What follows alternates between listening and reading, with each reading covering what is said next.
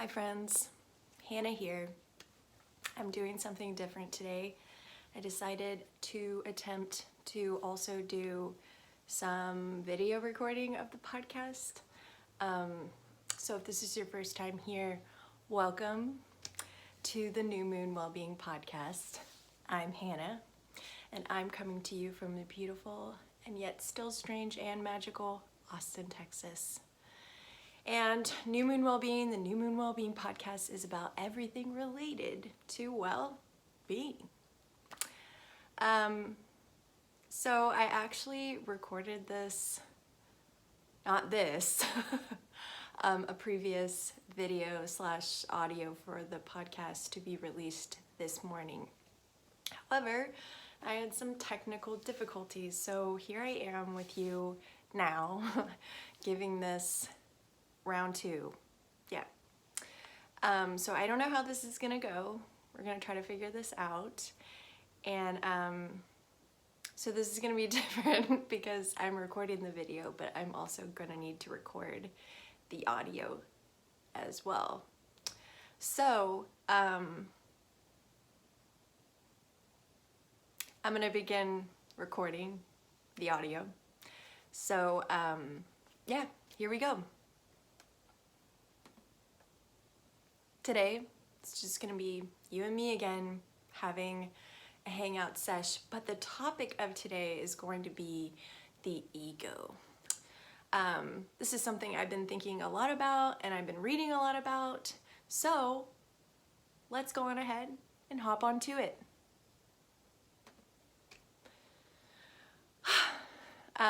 Recording a podcast is very interesting because normally I'm not on screen when I'm doing this, so I can kind of like manipulate it in whatever way that I want.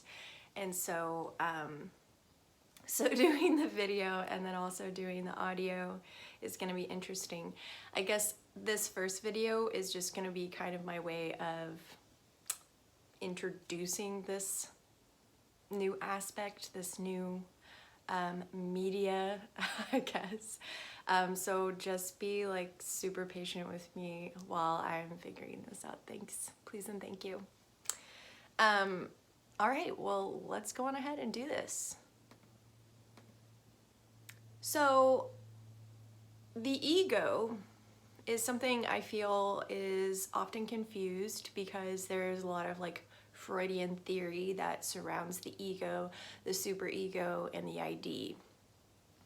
And I'm not dissing on Freud or anything, but I have been reading Dr. Nicole LePera's book called How to Do the Work. I've also read a few of Eckhart Tolle's books, New Earth and The Power of Now, and he talks a lot about the ego as well. And also Ram Dass. Ram Dass is awesome. If you've never delved into Ram Dass before, I highly suggest reading anything he's written.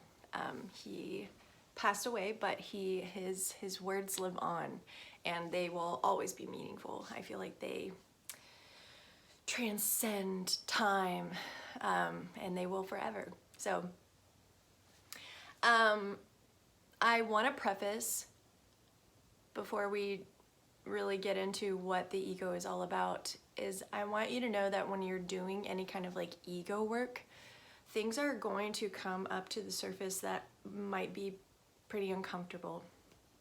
And I just want to say that is completely normal.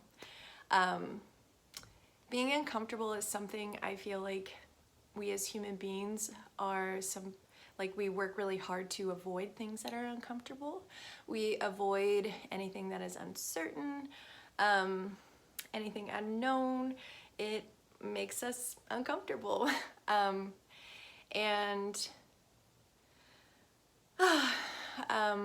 So whenever you're doing this kind of work, if this is something that you're interested in, I just want to let you know ahead of time that you might confront some things that might make you uncomfortable. But lean into it. I think that this is really important work, and I think all of these wonderful people in the world that are doing research and providing resources for people to do this kind of work is awesome. and I highly suggest doing this kind of work. I just started doing this kind of work, so I'm not an expert. I am an amateur, but I feel like it won't ever matter how much work you do. You will always be, it's sort of like meditation. You're never an expert at meditation. You cannot be a master of meditation. It is a practice, and it is a practice for a reason, and that is because you don't necessarily get good at it. It just becomes less uncomfortable. It's always going to be uncomfortable, but it will become less uncomfortable. So the first thing I want to talk about is self-truth. Self-truth is the parts of you that are unsavory, the things that you don't like about yourself. Things about you, your past relationships, your family members, our past in general. And there are going to be things that we are ashamed of and things that we work really diligently to deny as reality. And that's why trying to make changes when it comes to your ego is challenging. And I personally think that the ego and making like behavioral changes in your life, not just related to the ego, the reason why making changes in your life in general is difficult is because your ego is always going to be fighting against you. And I don't want to say that the ego is bad. It is not inherently bad. It is a neutral perspective in our mind.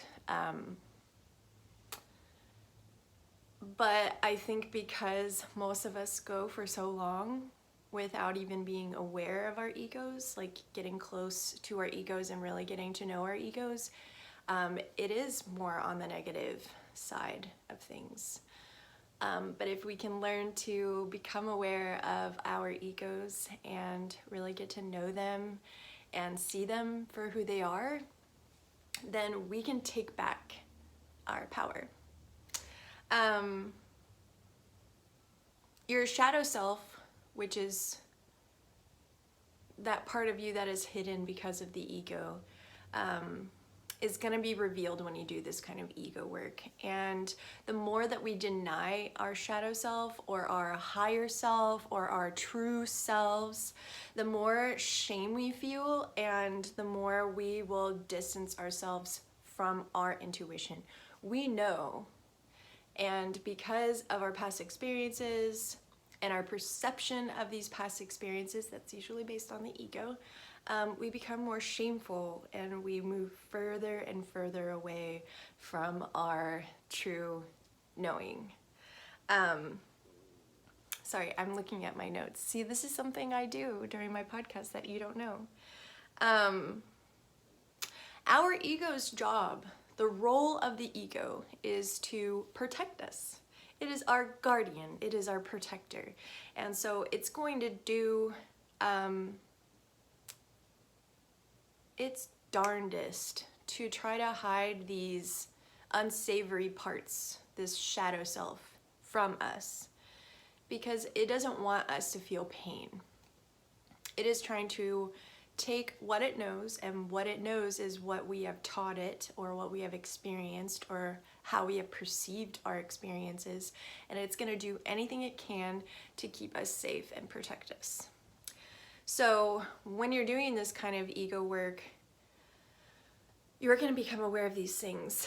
And a lot of, okay, the shadow self presents itself the most with the way that we project our shadow self onto other people. So when we're talking about like criticism or judgment, these are going to be projections of our shadow self that our ego is trying to hide, trying to deny it.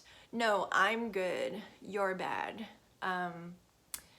It's like a defense mechanism. It's putting up its guards and it's like, no, Hannah, you're not bad, they're bad. And that way we project anything that we feel that might feel uncomfortable because it doesn't put a nice light on us. It's kind of a darker shadow self. It doesn't like that.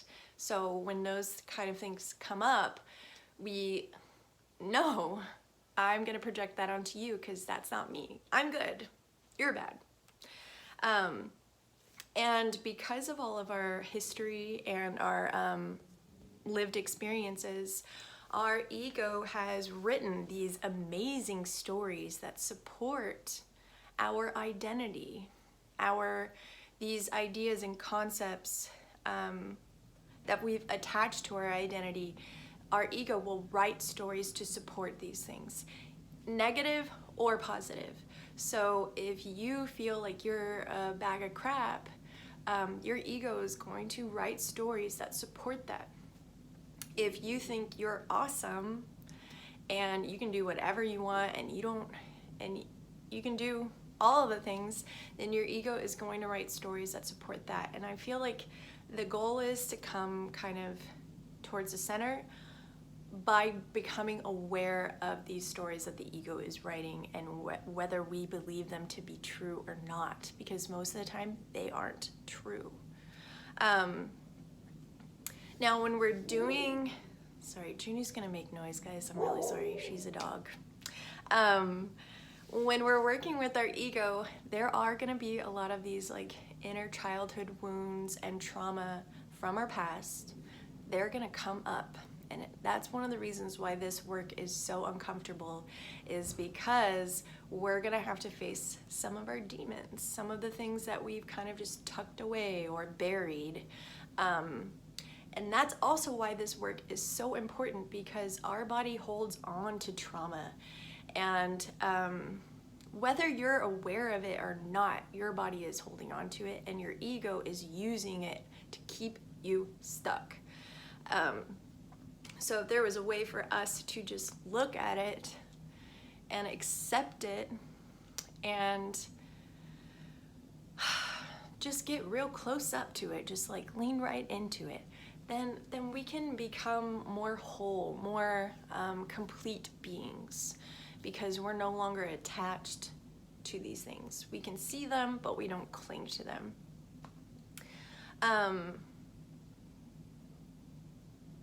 Our ego writes these stories as a way of helping us to understand the unknown. So, you know, sometimes you can see a person and see their actions and not know them. Those stories that you come up with in your mind about who those people are based on their actions, and maybe the way they're dressed or the way that they look or blah, blah, blah. That's your ego writing those stories. You, whether you know it or not, are a fantastic writer and you're not even aware of it. And ego work is gonna be for you if you are feeling emotionally depleted, if you're feeling stuck, which I'm constantly feeling stuck. That's one of the reasons why I wanted to do this work. If your life doesn't feel joyful, not all the time, I'm not saying your life should be joyful every moment of every day, but if you're not having moments of joy, this work is for you. If you're really tired of having this black and white thinking, if you find yourself in unfulfilling or toxic relationships, if your beliefs are rigid and you really want to grow, if you have a difficult time connecting with others, and you know, if you're just ready to heal because you feel like this part of you that you don't quite understand, something's holding you back, this work is for you.